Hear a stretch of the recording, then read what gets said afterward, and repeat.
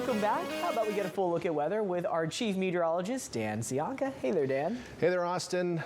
Almost here to a weekend, but yeah, before we even get to the weekend, we got a holiday. So maybe you're making it a 4-day weekend. Yeah. Maybe you're making it a 5-day weekend like some people around this place. Make it as long as you want. Yeah, why not? It's the holidays, right? Exactly. So let's take you through that potentially long weekend for you. Here's a look at our current view from Domenico's on the Wharf in Monterey. Conditions are overcast. We do have some high clouds out there, but let's keep our temperatures on the mild side. In fact, the clouds just kind of slowly thickened throughout the day today. It was warm early in the day, and then the high clouds kind of thickened and put a cap on that heating, but some areas were actually warmer than yesterday. A few.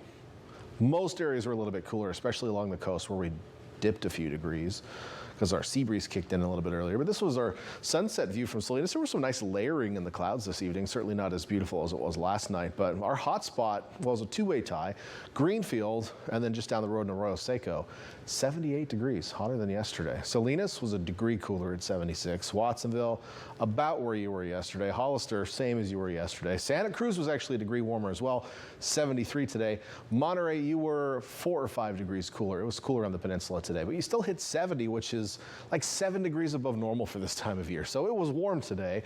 And out there tonight, temperatures are pretty mild. We've got clouds. Water temps in the ocean are still warm because we haven't had a lot of wind yet this year. So we're so close to 58, 59 degrees in the water. These are air temperatures at the buoys. But you can see, I mean, if the air temperatures in the 60s, the water's not much cooler than that. So it's a mild night out there. We've got a few spots in the 40s, mostly up in the hills. Now the clouds will kind of thin out eventually tonight, but I think they will hold on long enough to keep those temperatures well above normal for this time of year. We'll probably dip down into the mid 40s for most locations. Our storm tracker does kind of show a back end to the cloud cover coming in, starting to work its way into the maybe the Mendocino coast down toward Marin County almost, but again, clouds are going to be with us for most of the night. They're associated with the weather system.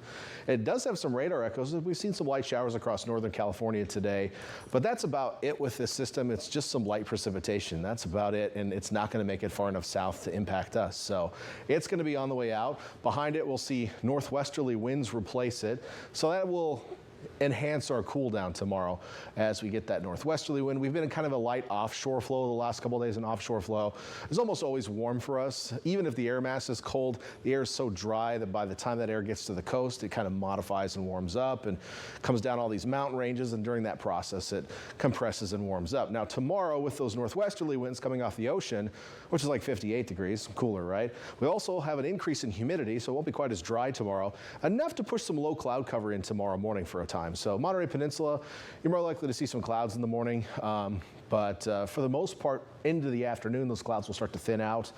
And by sunset tomorrow night, most areas should be clear at that point in time. So other than that, maybe just 1 or 2 low clouds hanging out. So pretty sunny Thanksgiving for most, with the exception of the peninsula. You have the highest chance of seeing some clouds tomorrow, mostly just early in the day.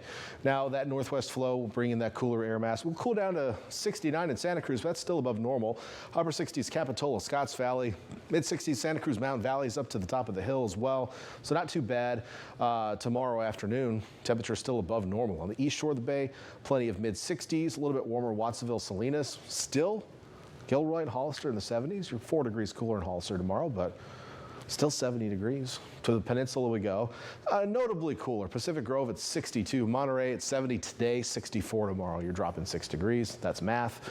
And then down south, we'll see temperatures in the low 70s. But still cooler than today. So Greenfield, you drop 8 degrees to that 70 tomorrow. Looking at that 7-day forecast, our highs kind of stabilize on the coast slightly above normal. We'll see offshore flow returning Friday. So we're northwesterly tomorrow. That becomes more northerly overnight tomorrow night into Friday. The winds die down, but the general flow will be offshore through the weekend, ushering in a pretty dry air mass, which is going to mean easily warmer afternoons, but cooler nights. It's going to be chilly at night through the weekend into early next week, even on the coast where low temperatures will average around 40 degrees. So our cold spots may be as low as 35 on the coast. You know, our warmer spots like at Pacific Grove, where you're more surrounded by water, which is 59 degrees or whatever. We'll probably be in the mid 40s, but you got to think of that average. So some spots, Marina is typically one of the colder spots. Aptos, we could see some mid 30s during that period of time. Now, late next week, there may be some precipitation moving into the region. We're going to watch that for you. I don't have the rain on the map just yet, but we're keeping an eye on it. Inland areas, instead of having above normal highs this weekend, you're more likely to see seasonable to slightly cool highs with that dry, cool air mass.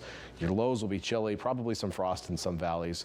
So something to keep an eye on. Of course, we'll be keeping an up to date on that temperature trend, as I know that does affect a lot of you folks inland. Back to you. Great. Thank you so much, Dan.